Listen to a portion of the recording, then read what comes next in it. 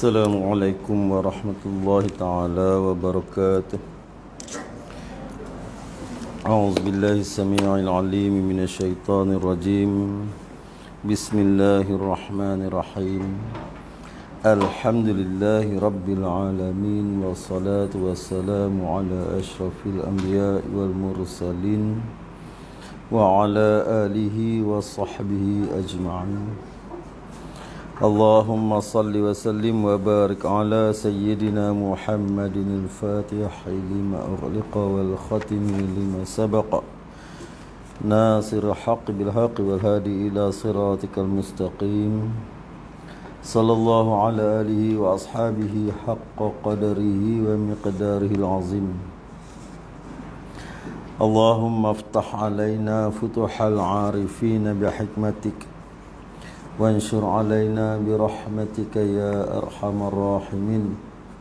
سبحانك لا علم لنا إلا ما علمتنا إنك أنت العليم الحكيم. رب اشرح لي صدري ويسر لي أمري واحلل عقدة من لساني يفقه قولي. لا حول ولا قوة إلا بالله العلي العظيم. ولا حول ولا قوة إلا بالله العلي العظيم. ولا حول ولا قوة إلا بالله العلي العظيم. أما بعد.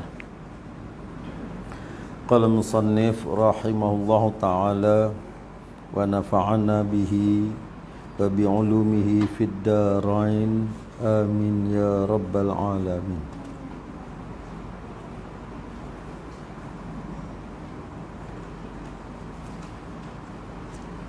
Surat 13 Syahdan.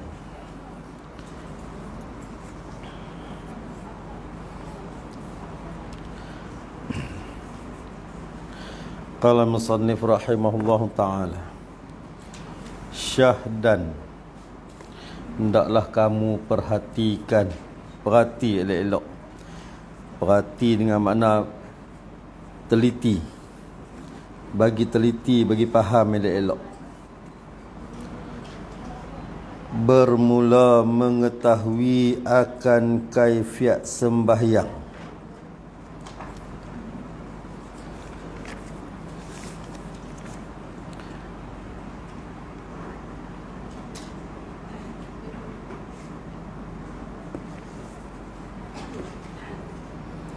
Bermula mengetahui akan kaifiat sembahyang.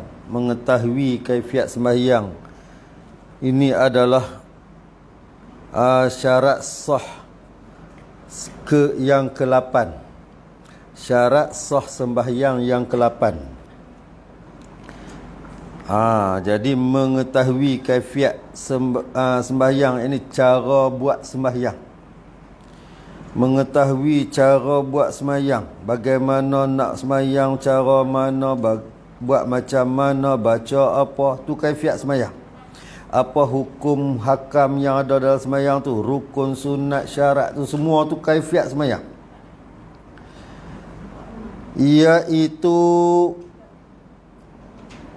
Iaitu mengetahui akan kaifiat semayang tu,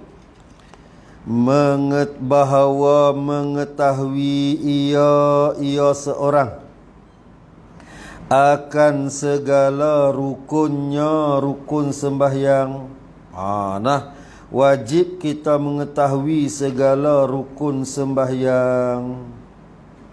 Syarat sah sembahyang, sebelum nak masuk sembahyang ni kena tahu rukun sembahyang. Kena tahu rukun sembahyang. Dan segala syaratnya, syarat sembahyang.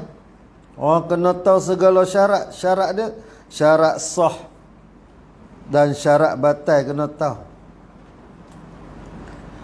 Dan segala sunatnya, sunat sembahyang. Dalam sembahyang ada berapa jenis sunat, kena tahu. Maka yang utama sekali yang kita wajib tahu ni, rukun dan syaratnya, syarat sah dan syarat batal. Syarat sah dan syarat batal ni kena tahu. Pasal apa kena tahu? Rukun, syarat sah, syarat batal ni Sebab kalau tak tahu rukun, sembahyang kita jadi automatik tak sah. Pasal rukun ini ialah perkara yang tak dapat tidak mesti kena buat. Rukun ni perkara yang tak dapat tidak mesti kena buat. Rukun dalam sembahyang. Tinggal batal. Tinggal batal. Jadi kalau tak tahu, bila tak tahu secara tak sengaja tinggal pun batal sebab tak tahu. Sebab kita tak tahu. Tapi dia ada perbicaraannya. Ada yang kita kena sujud sahwi. Nah, dia ada perbicaraannya. Syarat lain pula. Tak tahu rukun lain. Nah, tapi kalau terlupa dengan rukun tu lain. Lain. Nah. Baik, tahu rukun ni tahu yang macam mana? Rukun sembahyang ni tahu yang macam mana?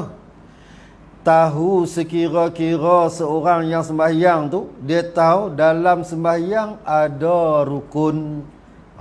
Dalam sembahyang ada rukun, ada sunat. Dia tahu. Cukup dah, memada dah. Walaupun dia tak dapat nak beza. Dia tak tahu, tak erti nak habaq yang mana rukun, yang mana sunat. Nah. Sampai ke setengah-setengah orang tak faham, tak erti nak beza. Nah, contoh dia duduk antara dua sujud. Duduk antara dua sujud, yang ni duduk iftirash. Duduk iftirash tu. Nah, pacak kaki ke tak pacak kaki ke, duduk antara dua sujud, kan?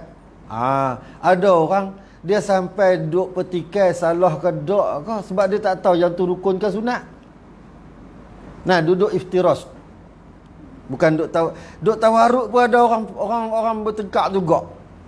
Nah, duduk tawarruk. Duduk tawarruk tu dia duduk tengkak pasal pacak kaki tak pacak kaki. Duduk iftirash ni dia duduk tengkak, ada duduk atas tumit, ada duduk atas tapak kaki, pakat duduk lawan kata yang ni tak betul, yang ni tak betul. Kita kena tahu yang kita buat tu rukun ke sunat. Jadi sekurang-kurang tahu dalam sembahyang ada rukun, ada sunat. Hak mana yang kita buat, kalau dia tak menyalahi tak batal. Tapi kalau salah kita buat tu memang tak kena langsung, tak dok langsung, tu salah. Nah, contoh dia duduk iftirash, duduk tawarruk ni lah senang. Tak ada duduk kelih, tak ada tengkang. Duduk tu, duduk tawarruk, duduk iftirash tu sunat. Tapi duduk tahiyat awal, tahiyat akhir tu rukun. Duduk tu kena. Faham tak? Duduk tahiyat akhir tu rukun. Tapi kaifiat duduk tu sunat. Nak duduk pacak kaki nak ke, nak lunjuk kaki ke, nak bersila ke, nak bersimpuh ke, nak duduk atas tapak kaki ke, nak duduk atas tumit ke, tu sunat. Jadi tak ada lah masalah kata ni hang duduk guni tak sah sembahyang, tak ada. Ni kadang-kadang dia sampai punya duk pulun sampai duduk lagu ni tak boleh, tak sah sembahyang. Loh. Salah tu. Nah, jadi kena kenal rukun. Pasal tu kita nak kenal rukun. Keutamaan kenal rukun sebab apa? Sebab supaya kita tak jadikan yang rukun tu sunat. Kalau yang rukun kita pergi kata sunat, batal sembahyang. Jadi sebab tu kena kenal rukun. Dalam sembahyang ada 13 rukun, kan? Dalam sembahyang ada 13 rukun. Yang 13 rukun ni adalah daripada 3 bahagian rukun sembahyang. 3 jenis. 3 bahagian, 3 jenis. Jadi 3 jenis ni pun kena tahu. Kena tahu. Pasal apa kena tahu? Supaya kita reti beza. Rukun qauli, rukun fi'li dan rukun qalbi. Nah, jadi 13 rukun ni dia bahagi 3 pula. Jadi himpun dalam 3 tu lah kita dapat 13 rukun. Nah, rukun qalbi, rukun qauli dan rukun fi'li. Makna dia rukun-rukun dalam ni tak dapat tidak mesti kena buat. Mesti kena buat. Jadi bila kita faham satu perkara, contoh kita nak bagi contoh dulu sebab nak bagi nampak. Nanti baru kita bicara syarat sah dia. Rukun qauli. Contoh rukun qauli. Rukun qauli ini ialah perkara yang kita sebutkan dia ni dengan membaca. Dia membaca lain dengan baca. Baca lain, membaca lain. Maksud dia baca boleh kita baca di dalam hati, boleh kita baca di lidah dengan perlahan, tu baca. Tapi membaca bermakna kita nak kena mengeluarkan suara yang kita baca tadi ni. Apa yang kita baca tadi ni sekurang-kurangnya dengar di telinga kita. Sekurang-kurangnya dengar di telinga kita. Membaca dengan sekurang-kurang dengar di telinga tu termasuk di dalam makna rukun. Rukun. Telinga kita je tahu, bukan telinga kawan kita. Ni kawan kita duk usah hati nak mayang sebelah kita. Pasal apa? Dia baca sekali dengan dia, kawan kita baca ni sekali dengan kita tak boleh nak baca. Punya nak bagi dengar. Dengar di telinga kita. Pasal apa kena baca bagi dengar di telinga kita? Sebab syarat sah rukun qauli wajib dengan tajwid. Bila wajib dengan tajwid, wajib pelihara makhraj dia. Wajib pelihara baris dia. Kalau baca yang tak bunyi, mana boleh pelihara makhraj dia? Mana boleh pelihara baris dia? Tak boleh. Kata Allahu Akbar. Tak boleh pelihara. Sebab dia rukun qauli. Jadi sebab tu kita kena mengaji bagi faham elok. Sebab tu susah. Tok imam ni dia kalau nak jadi tok imam, bila pi interview, bila pi periksa, dia wajib mengaji bab tajwid. Dia ada periksa soalan tajwid.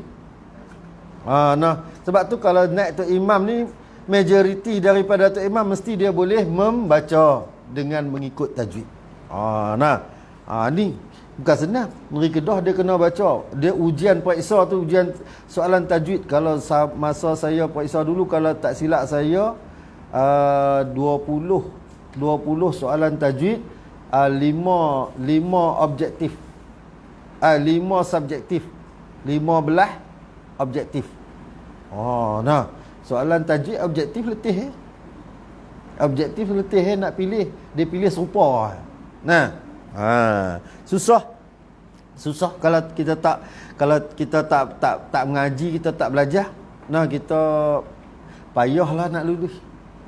Payahlah nak lulus. Jadi kena jaga. Benda ni kena jaga. Sebab apa? Di dalam sembahyang wajib membaca tu. Wajib membaca tu kerana memang dituntut kita mendengar di telinga, sekurang-kurang dengar di telinga. Sebab apa sekurang-kurang dengar di telinga? Sebab ada makhraj yang huruf dia di hujung lidah, ada yang huruf dia di atas gigi, ada huruf dia di kerongkong, ada huruf dia di hidung. Bila kita tak dengar di telinga, semua keluar set, semua keluar di hujung lidah. Semua keluar hujung lidah. Cuba kita baca pelan-pelan. Semua ada hujung lidah. Alhamdulillah, ha tak boleh bunyi sini. Alhamdulillah rabbil alamin arrahmanir rahim maliki yaumiddin. Semua ada di hujung lidah. Hukum dia bacaan tak sah. Bila bacaan tak sahlah sembahyang. Bacaan mana? Ni pun satu masalah. Bacaan mana? Bacaan yang rukun. Yang sunat dia baca tak kena tajwid dia tanggung, tak batal sembahyang. Hak baca surah tu. Dia baca surah. Ada orang duk bertikai tu imam baca surah tak betul. Duk sebut tak betul surah tu bacaan sunat.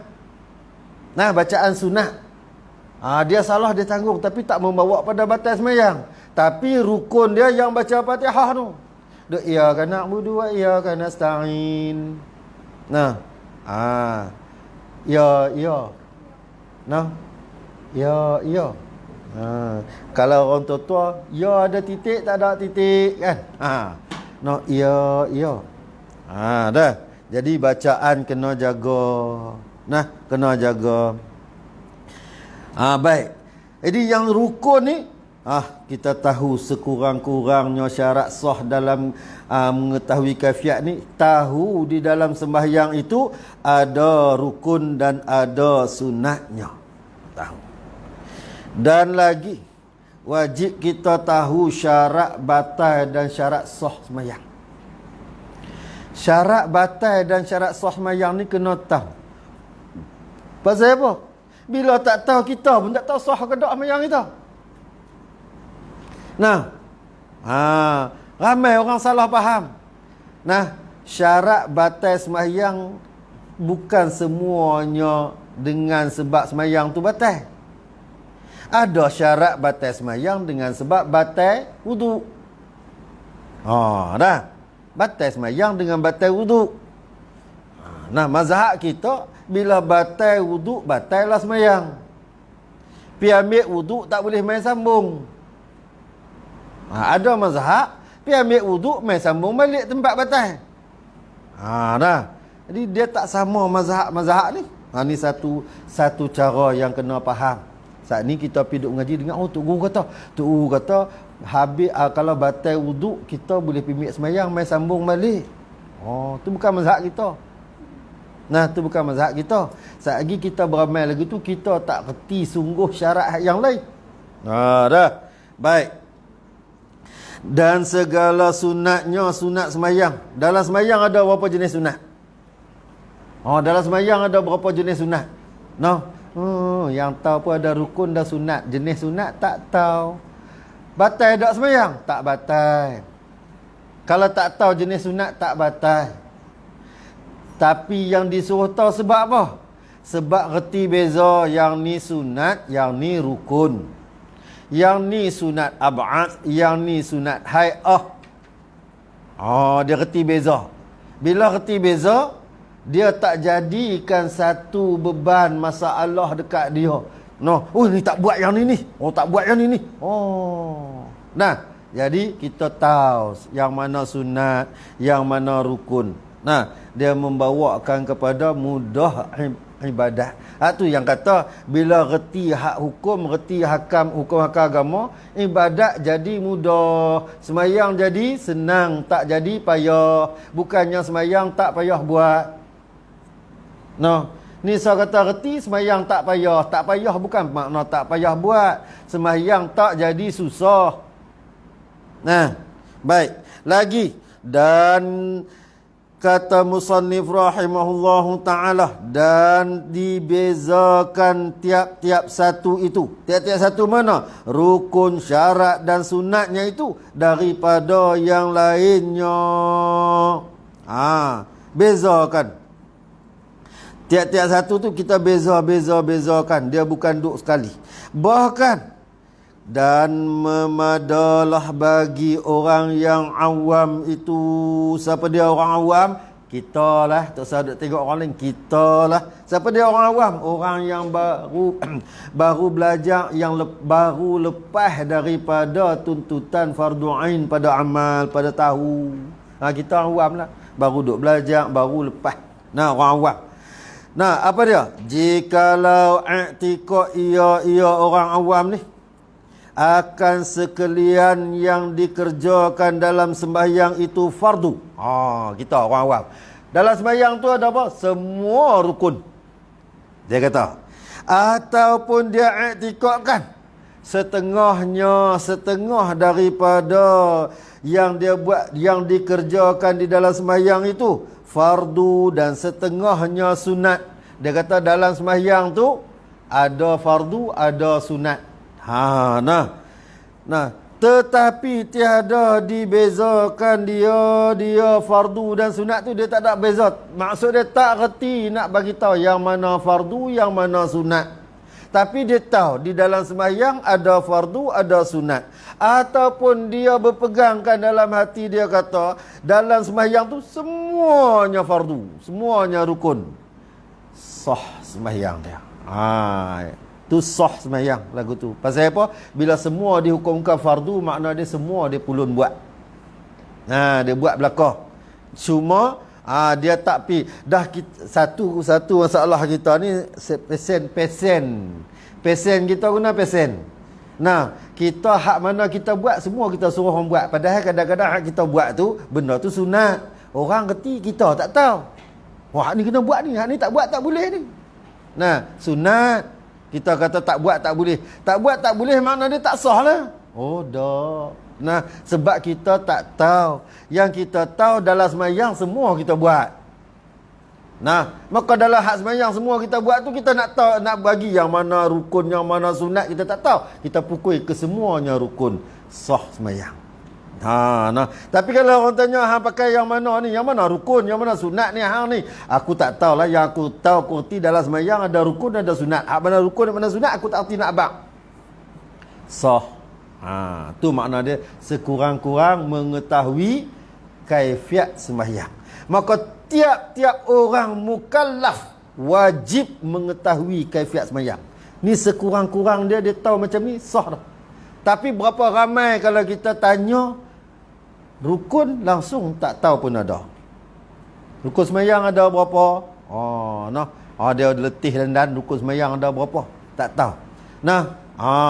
Lepas tu dia tak reti beza mana rukun, mana sunat. Sekira-kira kalau dia kata, iktidal tu sunat, batal sembahyang dia. Pasal apa? Dia mengatakan yang sunat, yang rukun tu sunat, batal. Tapi kalau dia kata yang sunat tu rukun, tak batal. Dia kata wajib duduk istirahat. Hak mana? Hak masa kita nak bangkit daripada sujud, nak naik pindah ke rukun yang baru. Nak berdiri qiyam, dia kata wajib duduk. Dia kata macam tu. Kalau dia kata macam tu, hak rukun wajib duduk ni, padahal duduk istirahat tu sunat, tak batal sembahyang. Kalau dia kata rukun. Tapi retilah kita orang ni jahil dengan rukun, jahil dengan hukum, jahil dengan kaifiat sembahyang. Tapi sah sembahyang dia. Baik. Tanbihun, ini satu penjagaan. Habis dah. Habis dah. Nak kena jaga pula. Hak ni bermula tempat sembahyang. Dia nak cerita apa? Suci daripada najis. Ni nak bagi peringatan kat kita. Suci daripada najis. Najis ni, suci daripada najis ni di mana? Pada pakaian, pada badan dan pada tempat sembahyang. Dah.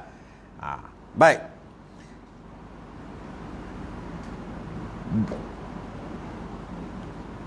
Bermula tempat sembahyang. Apa dia yang kita faham dengan tempat sembahyang? Dia nak cerita suci tempat sembahyang tu tadi ni, bermula tempat sembahyang tu, apa dia yang nak dihukumkan tempat sembahyang tu? Iaitu tempat sembahyang itu ialah tiap-tiap tempat yang bersentuh dengan dia tempat itu oleh orang yang sembahyang pada ketika berdirinya orang sembahyang, dan rokoknya orang sembahyang, dan duduknya orang sembahyang, dan sujudnya orang sembahyang, dan bersentuh dengan dia tempat sembahyang tu tadi ni oleh pakaiannya orang sembahyang, maka sekalian tu dihukumkan tempat sembahyang. Jadi orang perempuan lah paling besar tempat sembahyang dia.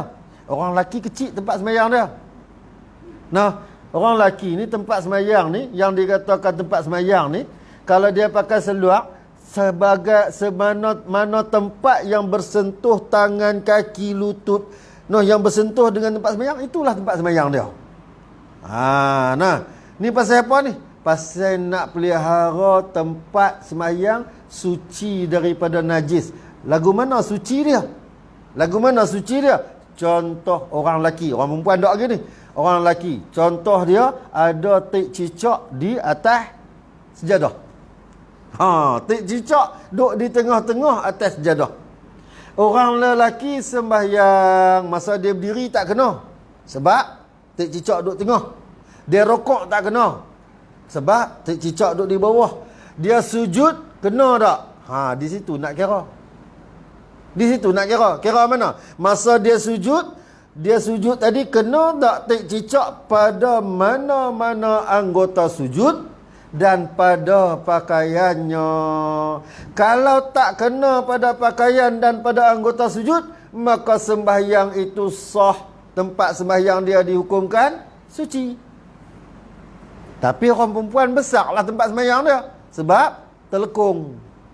Di mana kain telekung tu bersentuh, di situlah kira tempat sembahyang. Tu dia turun mai dia buka bagi lebar sikit. Nah, tik cicak duduk sebelah tu. Kena tik cicak. Batal tak? Batal. Jadi orang perempuan dia tempat sembahyang dia besar. Besar sebab kain yang dia pakai tu semua. Kalau sejadah penuh. Kalau sejadah ni penuh. Nah, baik. Jadi orang perempuan dia kena pelihara pakaian pada sembahyang dia, pelihara daripada najis. Terkena dengan najis yang tiada dimaafkan.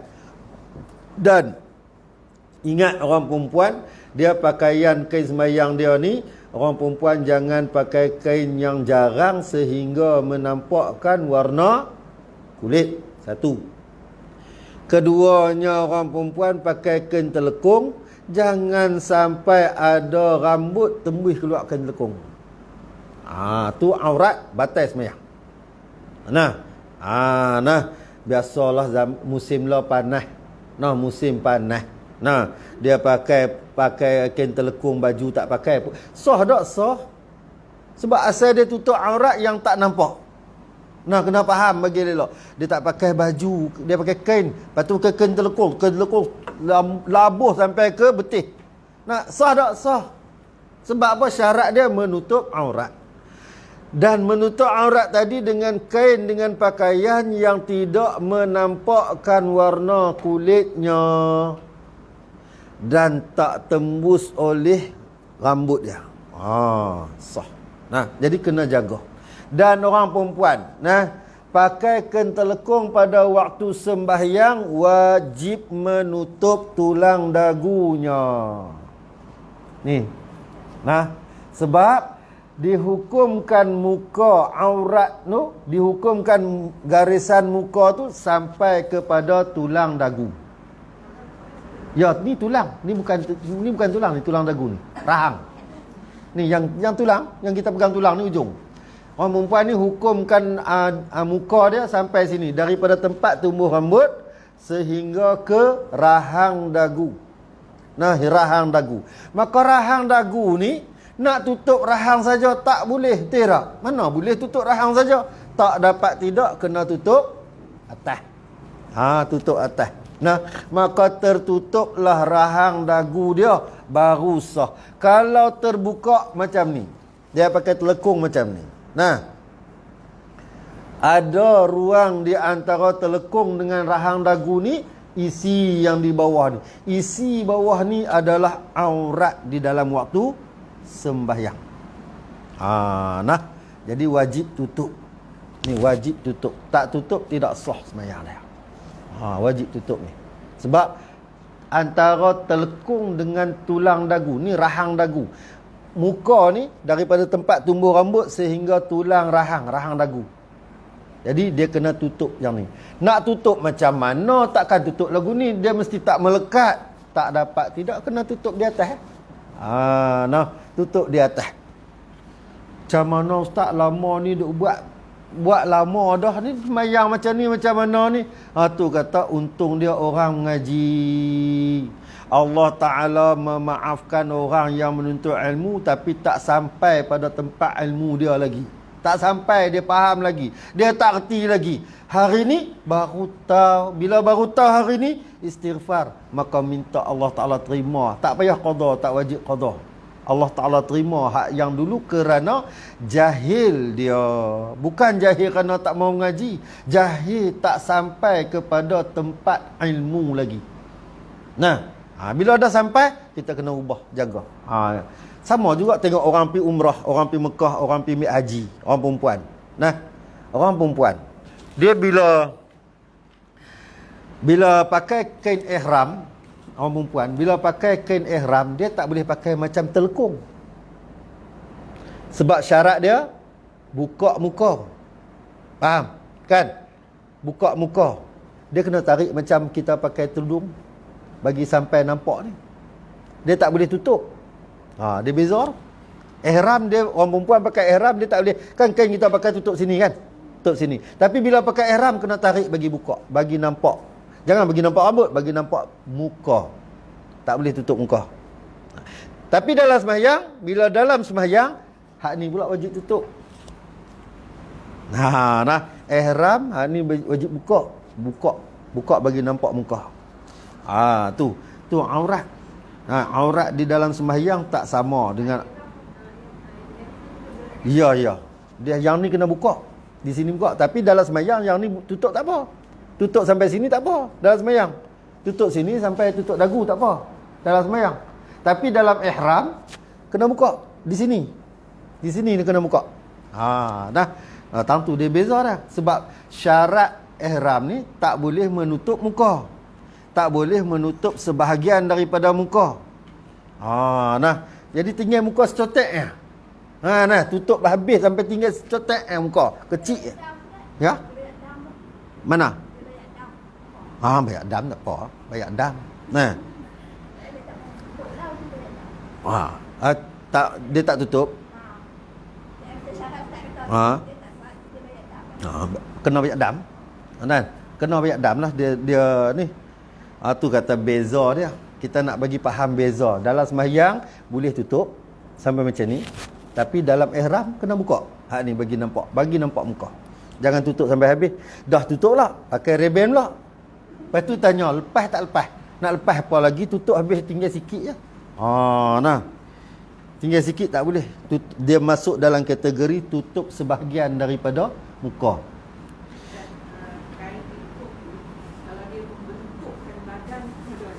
Kain telekung.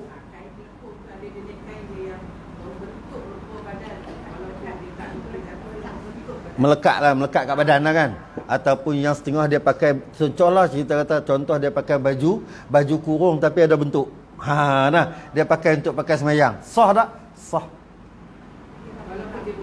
Ya, sah. Syarat dia tak menampakkan aurat ataupun tak nampak warna aurat. Tapi perbuatan tu di luar dia pula. Di luar. Bila kita keluar di luar orang perempuan, bila dia keluar di luar berjumpa dengan orang ramai, berpakaian yang menampakkan bentuk tubuh badan tu haram. Dia beza lagu tu. Dalam sembahyang syarat dia menutup aurat yang tidak menampakkan warna kulit. Walaupun nampak bentuk tubuh, siapa orang jantan nak pergi duduk teropongnya orang perempuan duduk sembahyang? Tak, dia duduk sembahyang dalam grup orang perempuan. Dia sembahyang tutup aurat biasa, tak apa, sah. Tapi bila dia keluar di luar, pakai pakaian yang menampakkan bentuk tubuh badan. Bentuk tadi ni sehingga mendatangkan berahi, haram selalu dah. Orang lelaki tengok, berahinya tengok, haram. Dia hukum dia haram. Hak ni yang hadis Nabi habaq ni. Akhir zaman nanti ni, orang perempuan berpakaian tapi bertelanjang. Ni baju cantik dah, jubah cantik dah, tutup daripada atas sampai ke bawah. Tapi tengok kat mana pun orang nampak. Jadi nampak bentuk tubuh badan. Tu makna dia bertelanjang. Ni saya orang lelaki, saya kena habang. Orang lelaki kepala otak dia bukan ada lain dah. Dia tengok saja bentuk, dia kira tu orang lelaki. Orang lelaki Allah Ta'ala bagi kat dia satu nafsu dia. Nafsu dia syahwat pada perempuan. Orang perempuan Allah Ta'ala bagi kat dia 9 nafsu dia. Syahwat pada banyak-banyak benda jenis. Tapawe, gelang. Kan? Tu syahwat orang perempuan banyak. Syahwat orang lelaki satu. Jadi sebab tu orang perempuan pakaian dia wajib kena jaga daripada syahwat lelaki. Nah, tu di luar tu. Dalam semayang sah semayang dia. Sebab dia menutup aurat. Nah, ni saya kena habaq lah, bukan kata ni kita orang lelaki macam ni lah nak habaq. Orang lelaki syahwat dia satu je. Apa yang dia tengok pada perempuan, orang perempuan ni kita tengok contoh, kita kata di Arab ni majoriti perempuan pakai tutup tak nampak apa. Dengan baju besar dia. Tapi pasal apa ada rogol? Pasal apa? Pasal orang lelaki dia kira tengok perempuan lagu mana pun dia kira satu je syahwat dia. Tu maksud dia. Jadi sebab tu Islam menganjurkan pada kita pelihara diri kita daripada kebinasaan. Binasa di dunia, binasa di akhirat. Rugilah. Rugi. Jadi pakaian kena jaga. Baik, habislah kita pada syarat sah sembahyang. Syarat sah sembahyang. Jadi tuntut sungguh-sungguh ramai orang lelaki, orang perempuan ni yang paling dituntut sekali ni, belajarlah, ngajilah perkara yang sabit dengan syarat sah sembahyang. Ramai orang sembahyang, ramai orang kita, masya-Allah, alhamdulillah, tabarakallah, Allah Taala bagilah ni orang pakat sembahyang ramai. Walaupun dalam Covid ni orang pakat sembahyang belaka. Berebut punya nak sembahyang walaupun masjid tutup tak bagi nak sembahyang, pakat nak pi. Pakat nak pergi semayang belakang lah ni. Tapi ramai yang nak pergi semayang tapi tak tahu kaifiat sembahyang. Ngaji mengenal kaifiat sembahyang ni wajib fardu ain. Fardu ain atas lelaki dan perempuan Islam. Tak kira siapa wajib belajar mengetahui kaifiat sembahyang. Hak ni kena tahu sungguh. Kena tahu sungguh. Ramai kita Allah syarat batas sembahyang tak tahu. Jadi ni kita nak masuk pada syarat batas sembahyang. Syarat batas sembahyang ni adalah syarat daripada kaifiat sembahyang. Kena tahu juga. Ramai orang Allah dalam sembahyang Allahu akbar. Garu. Tu imam baca bismillah. Batas sembahyang tu kerja buat yang membatalkan sembahyang. Bismillahirrahmanirrahim. Menggerakkan anggota besar lebih daripada 2 kali, makna dia kali ketiga batal. Lebih pada 2 kali, makna dia kali ketiga batal. Anggota besar apa dia? Kepala, badan, tangan, kaki. Tolak berapa? 9 anggota kecil. Tolak anggota kecil, yang lain semua anggota besar. Dada, perut, semua anggota besar. Bahu anggota besar. Ni sambil duduk sembahyang. Sambil duduk sembahyang dia menari. Batal sembahyang. Ramai orang. Menari ke zambu bodoh sembahyang. Aduh. Baik, kita tengok. Faslun, ini suatu fasal pada membicarakan juga syarat sah sembahyang dan kaifiat sembahyang. Pada bicara kaifiat sembahyang ni tadi, pada nak bicarakan perkara yang membatalkan sembahyang. Bermula yang membatal akan sembahyang itu 21 perkara. Tu dia, bukannya 10, 21. Ada kitab 41. Kitab Sulam Musibian. Ayah Tok Guru Ayah Cik 41 perkara yang membatalkan sembahyang. Hak tu dia detail. Banyak dia detail perkara yang banyak kita duk buat. Banyak sangat kita buat. Kalau tengok tang tu, Allahu akbar, pakat tak dok habis sembahyang kita ni. Pakat tak dok habis lah. Banyak perkara yang batal. Kita jangan duk ambil kira pasien kita ni pasien. Allah Tuhan tahulah kita reti tak reti. Kita pasien tu. Memanglah Tuhan tahu ke semua. Semua Tuhan tahu. Sebab tu Tuhan suruh kita ambil tahu. Kan? Ni dok dia duk kira. Alah Tuhan tahulah kita buat ni. Tuhan mana reti tak reti. Dok. Sebab tu Tuhan suruh kita ambil tahu. Sebab Tuhan tahu kita tak tahu. Kita duk puasa macam kita tahu. Rupanya kita tak tahu. Duk kata orang tak tahu. Ni nama dia jahil murakab. Bahaya dah. Baik. Ada 21 perkara. Pertamanya daripada 21 perkara. Berkata-kata dengan sengaja. berkata-kata dengan sengaja, lagi diketahui akan haramnya berkata-kata dalam sembahyang. Dia tahu kata bercakap dalam sembahyang tu haram. Nah, sengaja pula dia bercakap dalam sembahyang. Dan dia bukan takat tahu kata bercakap dalam sembahyang tu haram. Dan ingat akan dirinya dalam sembahyang ini walhal, padahal dia tak lupa pun kata diri dia duduk dalam sembahyang. Dia duduk sedar dia duduk sembahyang. Dia tahu kata kalau bercakap dalam sembahyang ni haram lagi membatalkan sembahyang. Dia sedar. Dia cakap dalam sembahyang. Cakap dalam sembahyang ni lagu mana? Dia sedar dia duduk sembahyang. Dia sedar kata dia duduk sembahyang. Dan dia berkata-kata dengan sengajanya. Sengaja dia cakap dalam sembahyang. Yang kata berkata-kata dalam sembahyang, cakap dalam sembahyang tu lagu mana? Dengan berkata-kata. Dua huruf. Cakap dengan dua huruf je. Cakap dengan dua huruf je. Bukan tunggu sembang banyak. Dua huruf. Huruf mana? Dua huruf. Ni huruf di sini ni dua huruf Arab. Bukan dua huruf kita A, B, C. Dua huruf Arab. Dia bercakap dengan dua huruf. Nanti kita dengar. Ada ke tak ada orang bercakap dengan dua huruf? Ada. Kita dengar nanti. Sekejap lagi kita tahu.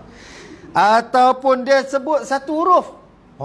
Ni dua huruf. Ataupun dia sebut dengan satu huruf. Tapi satu huruf yang dia sebut tu memberi faham. Bagi faham. Dia tahu makna. Dia sebut satu huruf, yang huruf tu bagi dia faham. Ataupun yang memberi makna. Dia bagi makna. Faham tu makna dia. Bila dia sebut yang tu satu huruf, faham dah orang. Orang dengar pun orang faham.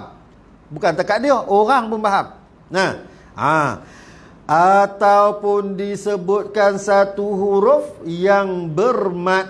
Makna dia satu huruf yang disebut ada huruf mat. Baik. Lagu mana? Ni makna dia duduk sembahyang. Dan dia sedar diri dia di dalam sembahyang. Dia sedar diri dia dalam sembahyang. Dan dia tahu kalau dalam sembahyang ni berkata-kata dengan sengaja batal sembahyang. Hukum dia haram. Dia tahu. Tapi dia kata juga dia kata juga, kata lagu mana? Dia berkata dengan sekurang-kurang dua huruf. Dua huruf. Dua huruf ni lagu mana dua huruf? Dua huruf tak kira lah huruf apa pun. Contoh kita sebut dengan fi for ya. Fi. Dengan bahasa Kedah sebut pi. Bahasa Kedah sebut pi. Dua huruf tu fa ya, fi. Duduk tak duduk saja fi. Tambah pula duduk dengar apa ni penin kan? Pi. Dia duduk buat min. Dengan sengajanya dia kata batal sembahyang. Kata tak payah cik, dia kata dia sebut dengan huruf. Dia kata pi. Dia duduk saja duduk dalam sembahyang tu, duduk berangan, duduk sembang, berasa bersembang dengan orang, pi. Makna dia menyebut dengan sengaja huruf yang memberi faham, yang memberi makna, maka batal sembahyang dia. Tapi syarat dia tak lupa lah. Tapi kita ni kebanyakan kita lupa. Terlupa. Banyakkan daripada kita terlupa. Maka orang yang terlupa dimaafkan. Lupa kata dalam sembahyang. Pada contoh, kita nak bagi contoh lagi. Contoh. Seorang tu masuk meh. Dia lambat dah. Tu imam dah takbir, tu ihram apa semua dah. Dia masuk meh, kalut gedu-gedu dia. Letih dia kata, mak. Mujak alhamdulillah dan kok. Dia duduk sembang seorang-seorang, kita sembahyang dah.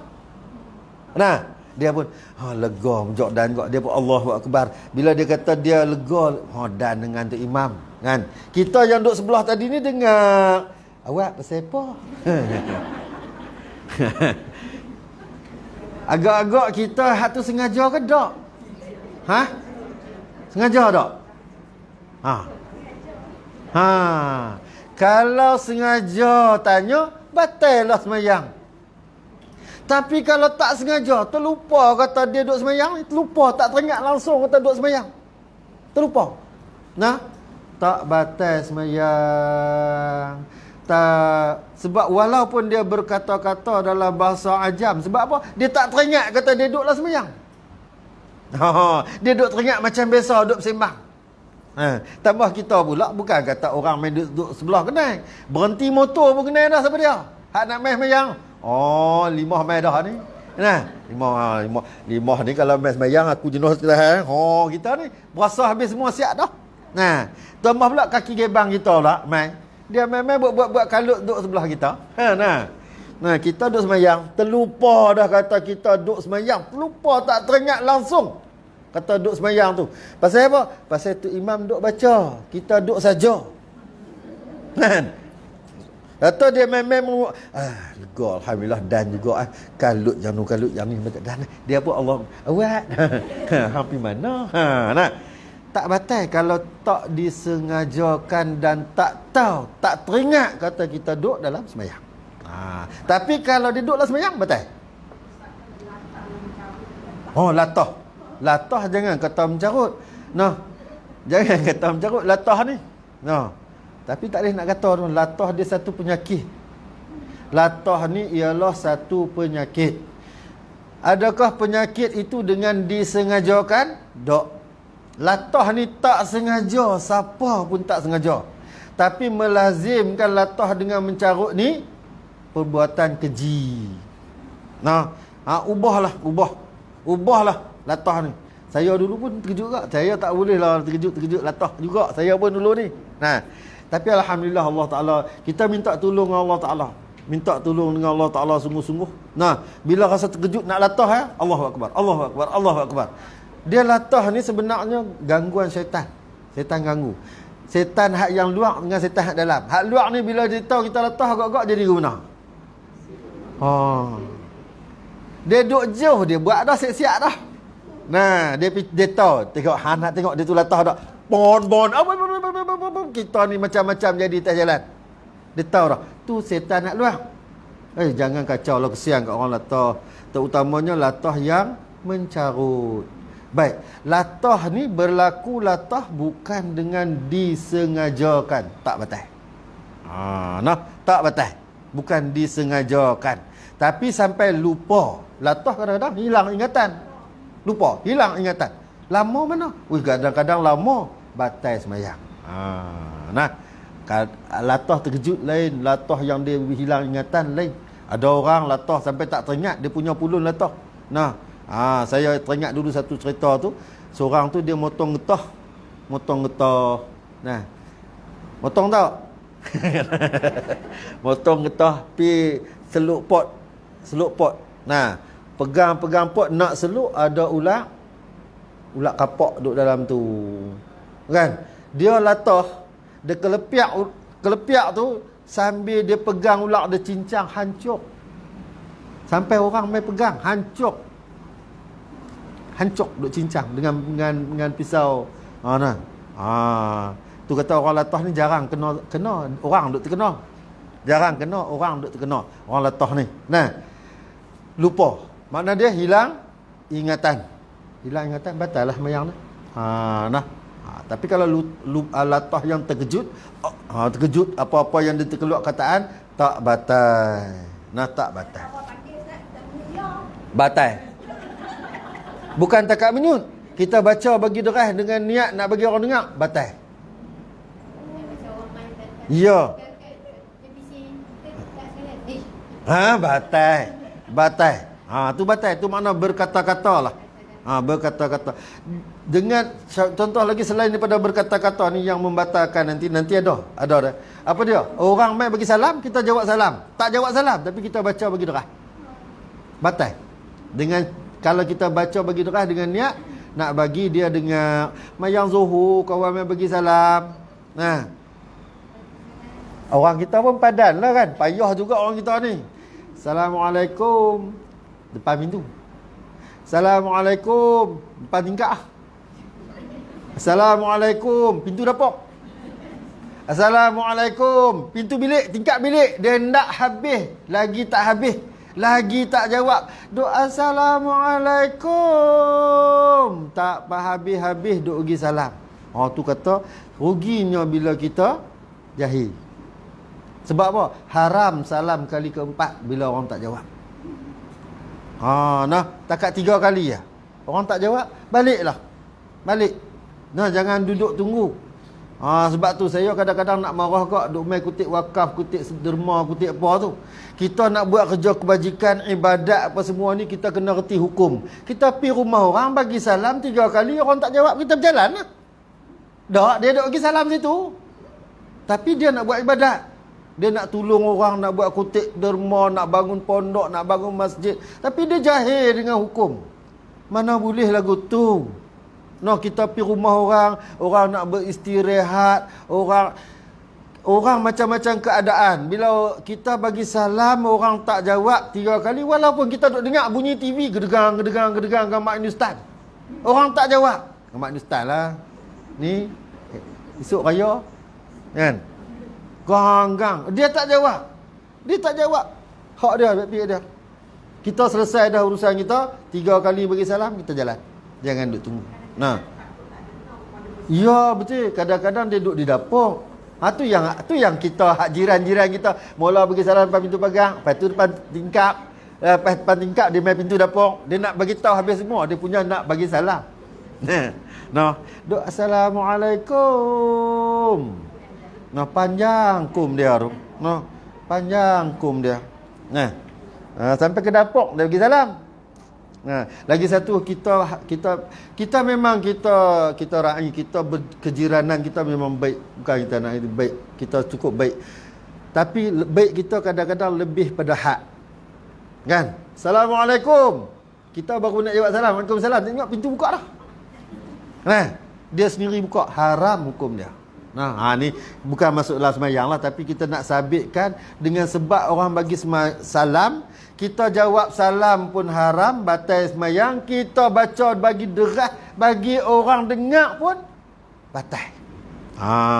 Nanti ada, tak sampai lagi. Tapi hak tahun ni bab berkata-kata.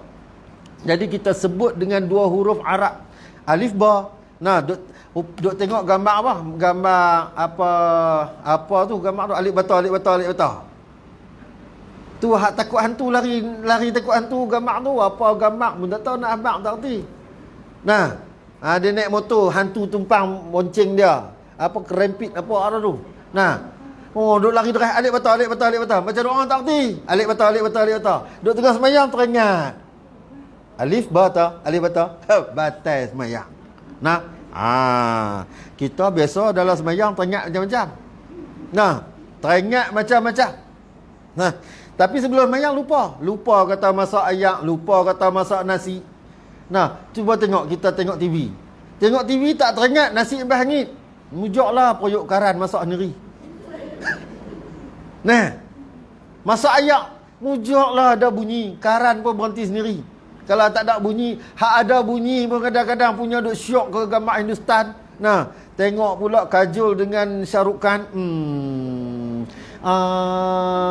Bunyi dia serupa dengar bunyi dalam TV lah. Sengak. Buat tak tahu. Tapi kalau dalam semayang, duk tengah semayang, tak bunyi pun dia teringat. Aku masak ayak tadi tu. Betul tak? Betul? Ni jadi kat kita ni semua kita macam tu. Sebab apa? Sebab kita sentiasa dilalaikan. Jadi bila ada ilmu, alhamdulillah, istighfar, astaghfirullahalazim. Ya Allah, kita salah, kita mengaku kita salah. Ni kita duk jadi. Baik. Ini. Ataupun lagi kata musannif tadi, huruf bermat. Huruf bermat ni pa ya, pi tu fa ya, fa ada huruf mat lagi ni. Ataupun sebut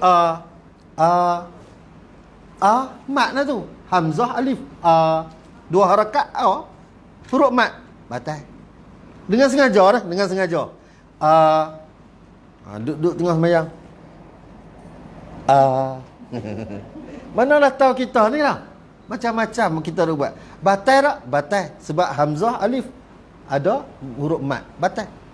Dengan sengajanya kita sebut. Dengan sengaja. Banyak yang kita sebut. Baik, lagi tengok kata musannif dia nak jaga kita ni. Bersalahan jika berkata ia seorang. Makna dia tidak batal sembahyang. Bersalahan dengan makna tidak batal sembahyang.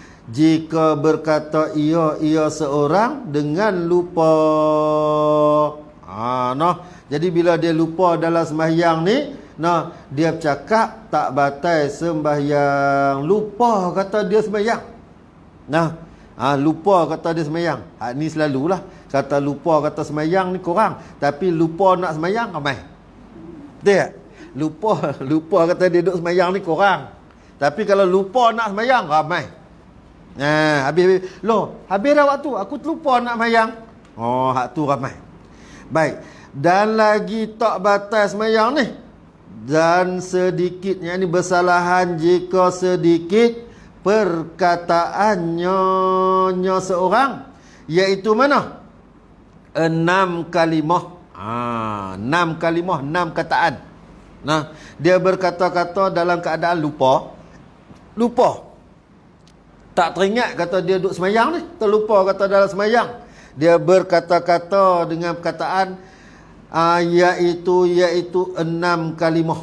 Sedikit dihukumkan perkataan tu. Sedikit 6 kalimah. Tadi huruf ya batal. Tadi sebut huruf saja batal. Tapi dengan sebab dia sedang kata dia semayang, dan dia tahu kalau dia sebut dalam semayang hukum dia haram, bahkan boleh membawa kepada batal semayang, dia sebut juga batal semayang walaupun 2 huruf tak bagi makna, ataupun 1 huruf yang memberi makna, ataupun huruf yang dia sebut serta dengan mat, batal semayang dia yang tu. Tapi dia ni lupa kata dia duduk semayang, tak teringat langsung kata duduk semayang. Lupa, tak ingat. Dan dia berkata-kata dengan 6 patah perkataan. Tu sedikit hukum dia. 6 patah perkataan ni sedikit hukum dia.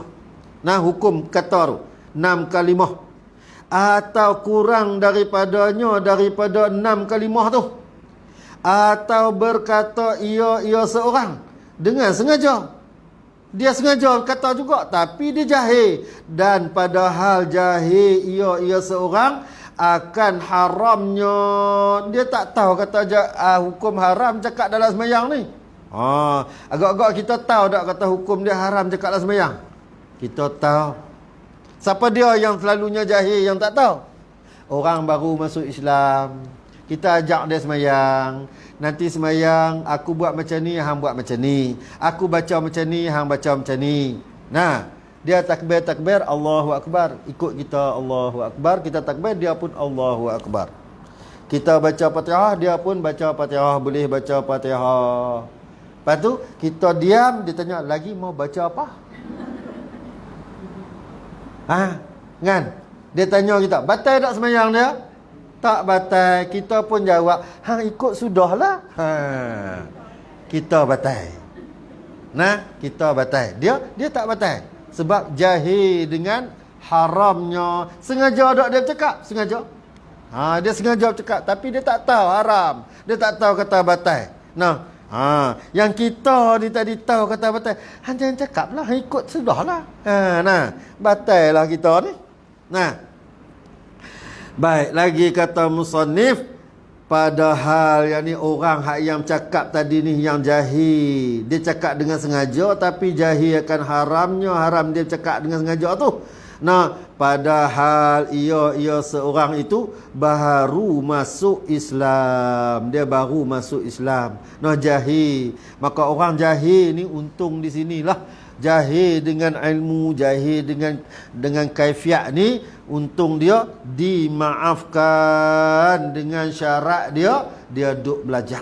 Dengan syarat dia duduk belajar. Tapi orang baru masuk Islam, dia duduk tengah belajar lah tu. Dia duduk tengah belajar, maka dia dimaafkan. Maka tiada batal sembahyangnya seorang itu dengan dia mana melakukan perkara yang dengan sengaja.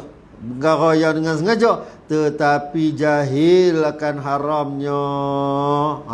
Nah, dia buat benda tu dengan sengaja, bercakap dengan sengaja, tapi dia jahil akan haramnya. Kerana apa? Kerana dia orang yang baru masuk Islam. Sembahyang dia batal? Tak batal. Ataupun kalau bukan saja orang yang masuk Islam, baru masuk Islam, orang tu lupa kata dia duduk sembahyang, dia berkata-kata dalam sembahyang, macam saya kata tadi lah. Orang ni kalau dia tahu kata orang yang main sembahyang, dia duduk sembahyang, dia tahu orang yang main, dia tahu semua, dia tahu dah. Tapi bila orang tu bercakap, dia menyampuk. Awak pasal apa? Contoh kawan tu duduk bunyi, hooligan tak dapat apa sat dia nak pergi mana. Kawan tu nak sembahyang, orang dah sembahyang. Sat lagi dia tahulah dapatlah kat aku sat lagi. Dia pun Allahu Akbar, angkat takbir. Kita ni habis-habis kawan cakap, nak tanya pasal apa yang duk main beratus tepi ni? Awak pasal apa? Batal sembahyang kita ni. Sebab kita tahu kita duduk sembahyang. Kita tahu kita duduk sembahyang. Kita tak lupa kata kita duduk tengah sembahyang. Cuma kita tak tahu kata kita ni, kita tak tahu kata apa yang dia yang cakap dalam sembahyang tu haram, tak tahu. Jadi tak tahu di sini ni, tak tahu bagi orang yang baru masuk Islam. Orang yang dah lama Islam, dia wajib mengetahui kaifiat, sebab tu nak kena jaga. Cuma untung dimaafkan bagi dia. Dihukum kita ni lalai lah, kita lalai, duk galik lupa pergi bersembang. Baik, itu yang pertama. Keduanya, daripada 21 syarat yang membatalkan sembahyang, ialah perbuatan yang banyak, yakni pergerakan yang banyak, iaitu kata perbuatan yang banyak tu 3 kali berturut-turut, iaitu perbuatan mana? Perbuatan dengan anggota besar.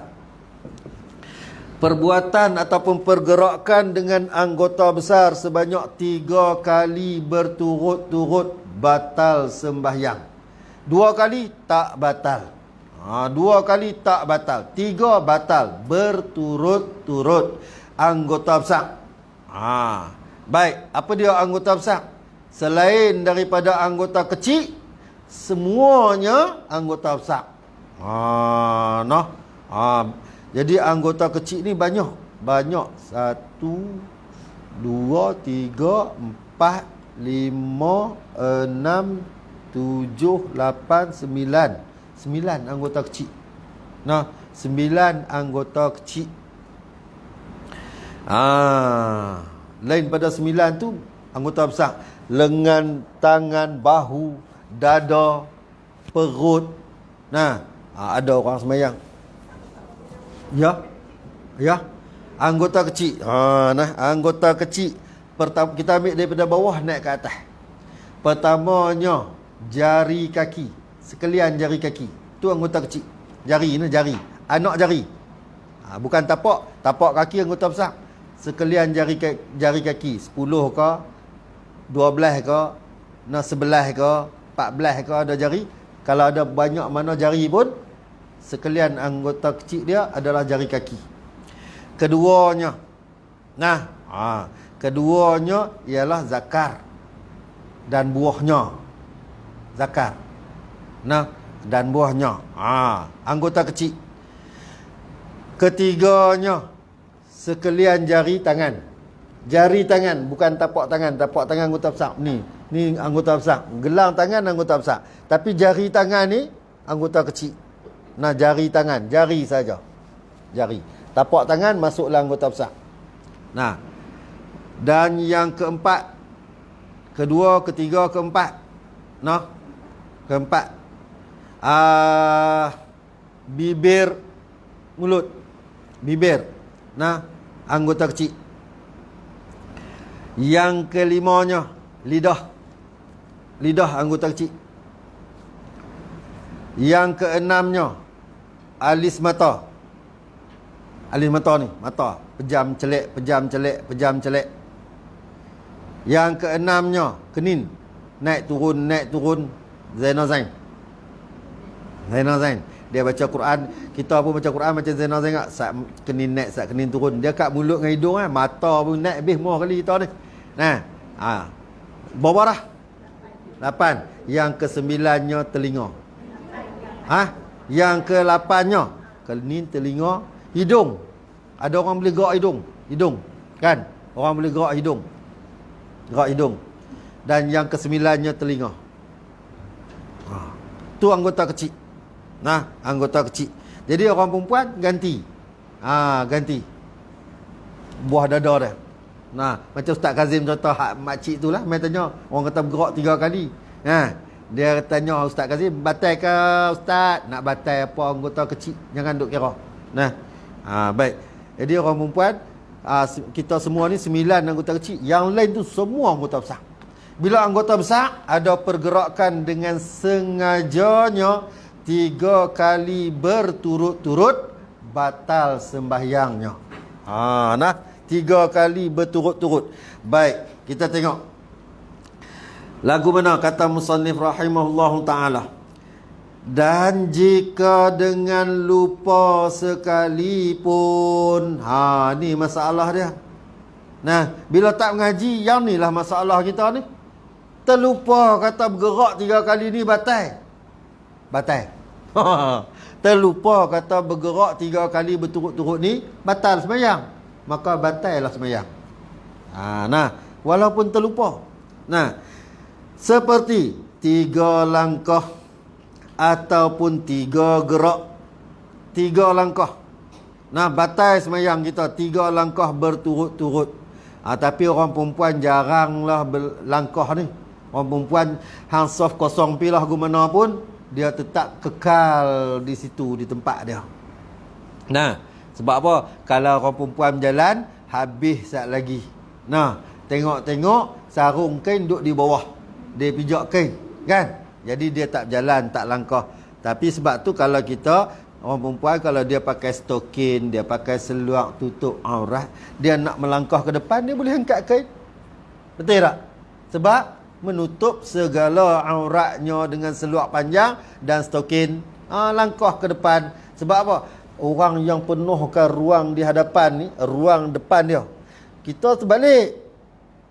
Penuhkan ruang ni, orang kiri kanan. Kawan ni keluar, kawan ni masuk. Tu dia, kalau tengah ni yang keluar, terus nak sampai ujung sana, lambat. Dia sebenarnya kawan ni keluar, orang belakang masuk. Orang ni keluar, orang belakang masuk. Tapi orang perempuan insya-Allah jangan takut. Keluarlah banyak mana pun tak akan siapa masuk. Betul tak? Kan? Pasal dia nak angkat kain tak boleh, dia kira habis semua. Beg tak sebelah, langkah lagi siapa nak buat beg? Dah. Jadi duduk dalam tu lah. Nak buat macam mana? Tapi nak habaq, nak kaifiat orang langkah. Kalau kita jangan ikut Tok Arab. Jangan ikut Tok Arab. Sebab Tok Arab ni dia kalau pergi Masjidil Haram, Arab melangkah Allahu Akbar. Sonok tengok depa mayang, sebab tu depa mayang senang. Tok Arab ni contoh. Kan? Tok Arab ni dia macam ni. Tu kata beg dia. Depan ada kosong. Duduk tengah semayang. Dia nanti langkah ke mana? Ni Tok Arab. Kan? Dia tak kira. Kalau tidak pun dia nanti dia nak langkah pergi depan kosong. Ini perangai Tok Arab. Ya? Allah, Tok Arab ni dia ikut suka dia. Dia tak ikut suka. Masalah dia, kita jangan ikut mereka sebab ini bukan mazhab kita. Tapi mazhab kita batal pergerakan. Mazhab kita macam ni pun batal. Lompat pun batal, terkejut. Kalau dengan sengaja, nampak ulama batal. Jadi langkah yang 3 yang maksud batal ni, kata kita nak penuh di ruang depan. 1, 2, 3. Batal.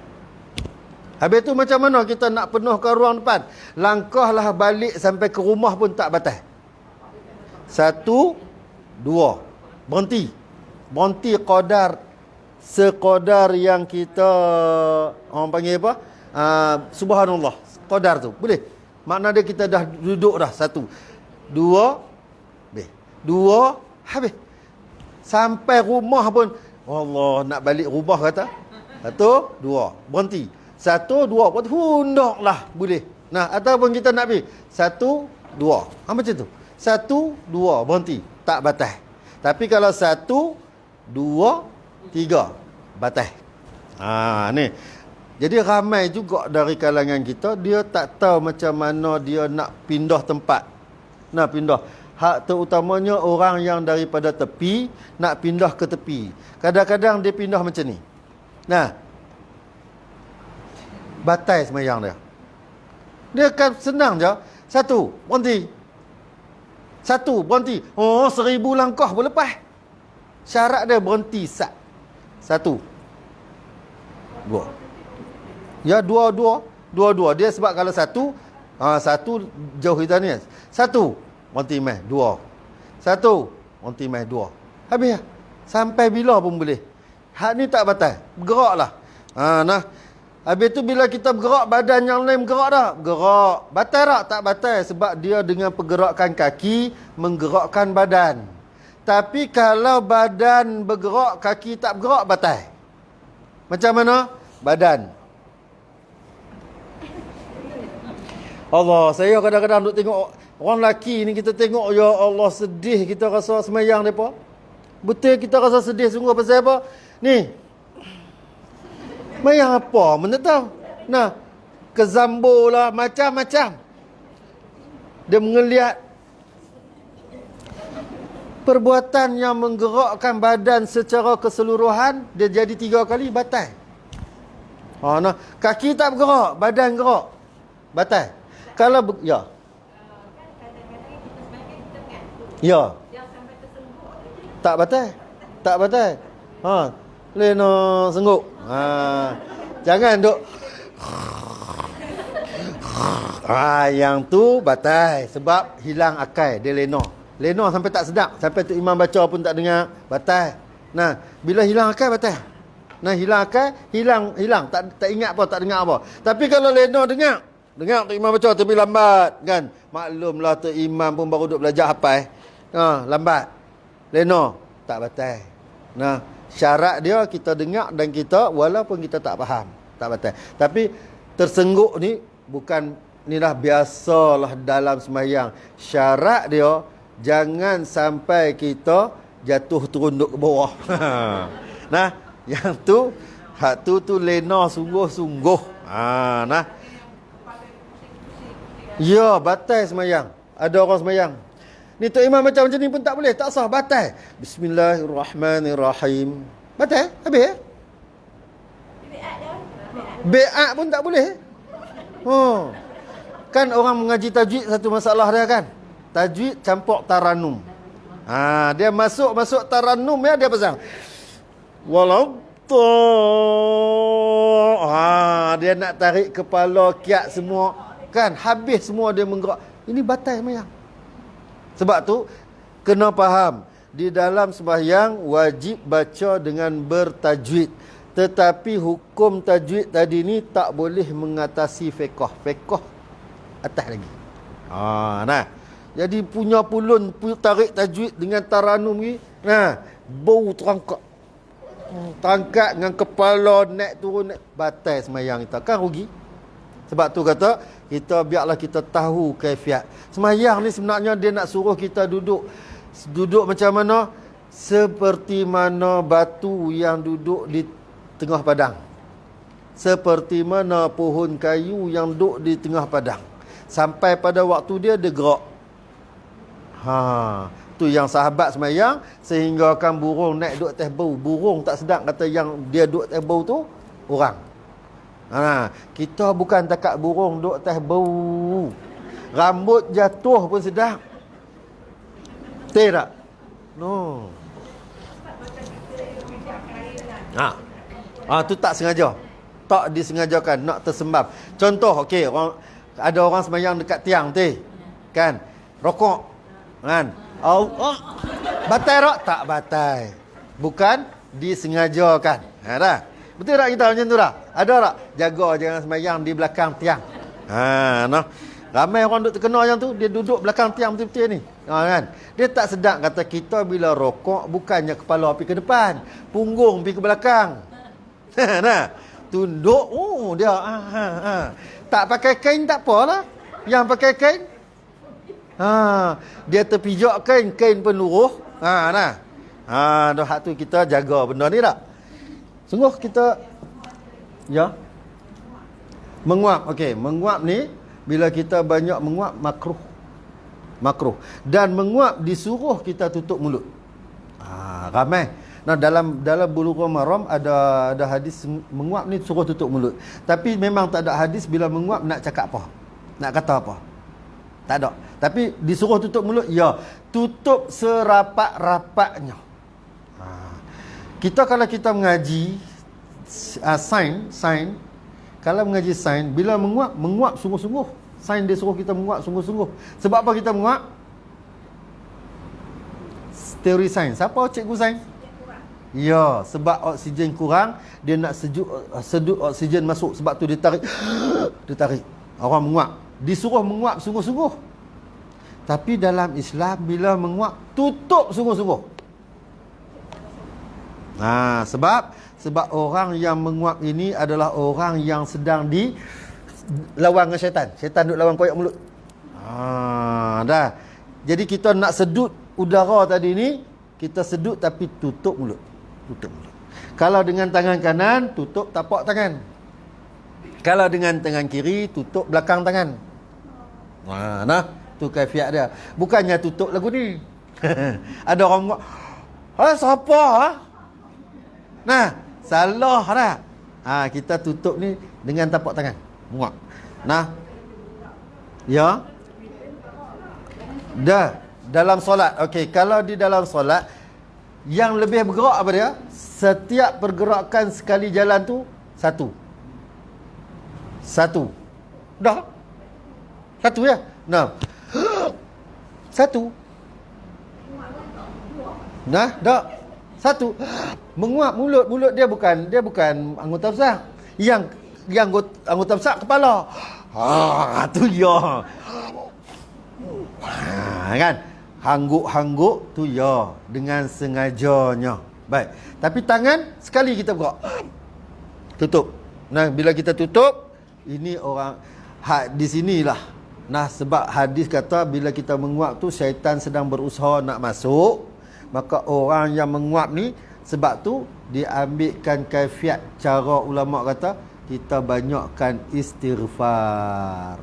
Dia tu yang kita bila menguap astaghfirullahalazim. Sebab apa? Syaitan masuk dia banyak hujah. Nah, dia sebenarnya tak ada hadis bila menguap nak baca apa. Tak ada. Tak, wallahu alam lah, saya pun tak mengaji bab hadis. Tapi yang kita mengaji ni Tok Guru kata hadis tak sebut apa waktu menguap ni tak ada. Tapi hadis suruh tutup mulut, ya. Dia suruh tutup mulut, jangan bagi buka. Sebab syaitan berusaha nak masuk. Jadi kita ni dah tentulah syaitan tak lawan dengan syaitan pun dia masuk dah. Lama dah, kan?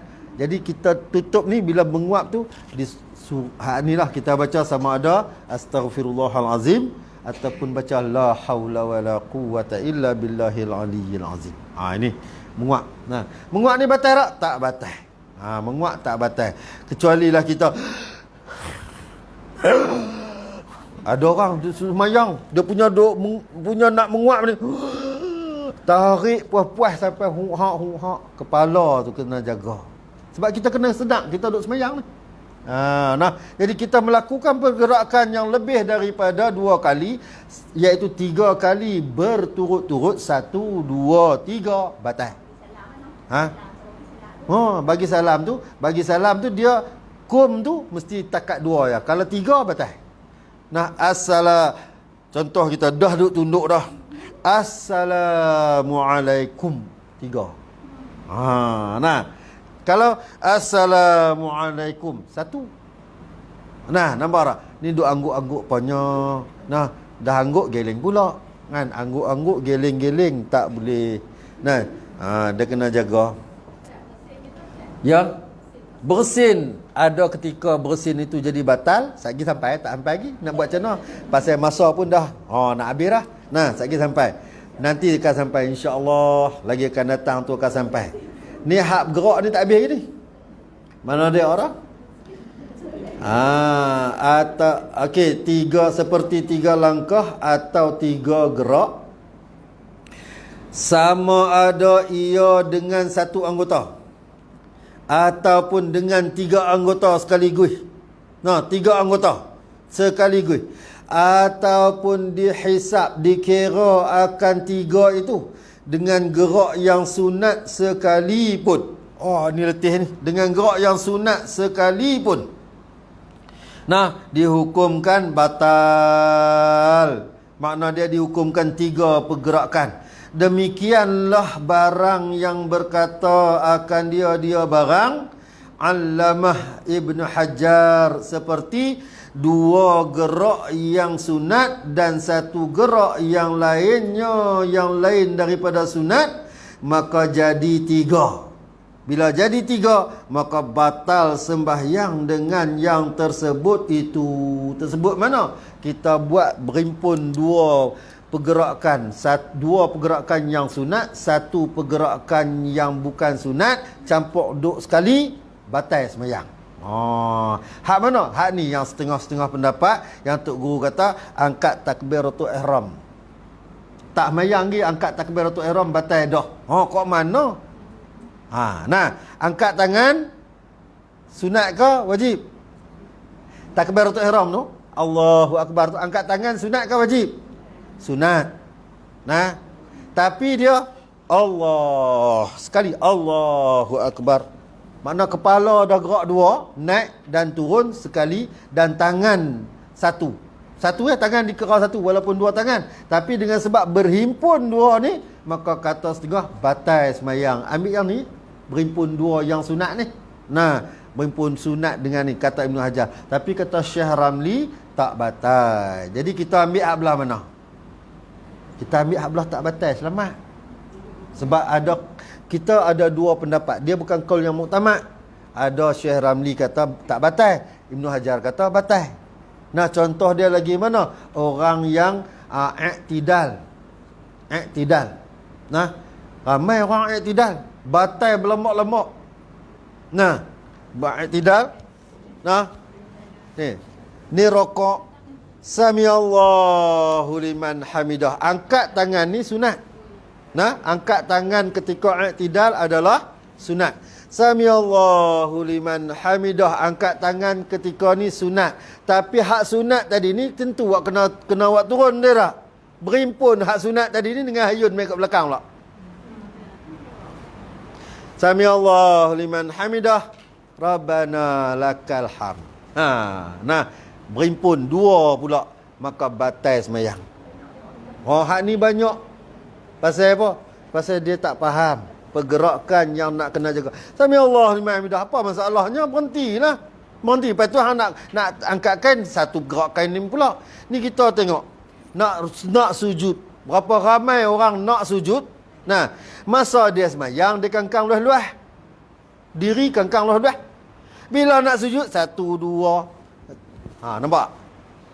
Ni turun 1 2, lagi terus nak sampai bawah. Sujud saja dah menggerakkan 3 4 anggota. Ini salah. Sebab tu senang je, berdirilah semua. Siapa orang, lelaki perempuan pun cuba berdiri. Dengan 1 jengkai. Jarak 1 jengkai. Stabil badan kita. Sujud pun duduk macam tu, rokok pun duduk macam tu, kaki tetap kekal macam tu. Kita tak akan gerak. Ni sunnah yang sepatutnya. Ni kita salah, kita buat yang menyalahi dengan hukum fiqh. Kadang-kadang bawa pada batal. Mujuk ada khilaf. Mujuk ada khilaf. Kalau tak ada khilaf, batal habis ke semua sembahyang kita ni. Jadi mujuk di sini ada khilaf, berselisih pendapat, macam Syekh Ibn Hajar dengan Syekh Ramli. Ibn Hajar kata batal, Syekh Ramli kata tak batal. Sebab dikira pada pergerakan, hak yang kira 1 2 3 ni ialah pergerakan yang luar daripada pergerakan sembahyang. Hak tu kira lain. Hak sunat ni dia masuk duduklah sembahyang, tak kira. Tahu tu untung kita mujuk. Mujuk. Jadi benda ni kita kena jaga elok-elok supaya sembahyang kita tertib dan cantik. Seperti yang dikehendaki oleh syarak. Wallahu subhanahu wa ta'ala a'lam. Kita sambung lagi nanti yang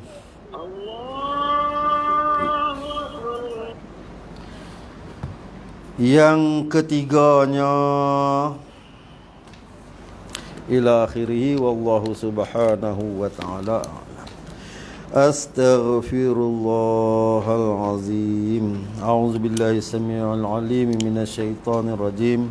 Bismillahirrahmanirrahim. Alhamdulillahi rabbil alamin. Wassalatu wassalamu ala asyrafil anbiya'i wal mursalin wa ala alihi wa sahbihi ajma'in. Allahumma iftah alaina futuhal arifina bihikmatik wa anshur alaina rahmatak wa zakirna ma nasina ya zal jalali wal ikram. Allahumma faqihna fid din wa alimna ta'wil. Allahumma ja'alna minal muslimin wa ja'alna minal mutatahhirin wa ja'alna min ibadika salihin ya muqallibal qulub. Sabbit qulubana ala dinik wa ala ta'atik wa ala ma'rifatik wa ala maghfiratik. Subhanaka inna kunna minaz zalimin. Subhanaka Allahumma wa bihamdika asyhadu an la ilaha illa anta wa astaghfiruka wa atubu ilaik. Bismillahirrahmanirrahim. Wal 'ashr innal insana lafi khusr illa alladhina amanu wa 'amilus solihati wa tawassaw bil haqqi wa tawassaw bis sabr. Wa sallallahu ala sayyidina Muhammadin nabiyyi ummi wa ala alihi wa sahbihi wa baraka wasallam. Walhamdulillahi rabbil alamin. Amin ya rabbal alamin. Taqabbalallahu minkum minna wa minkum taqabbal ya karim. Wassalamualaikum warahmatullahi wabarakatuh.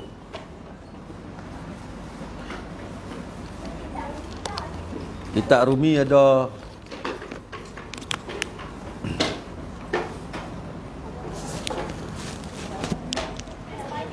ya, tu tengok di belakang. Ni dia agar ikut tu.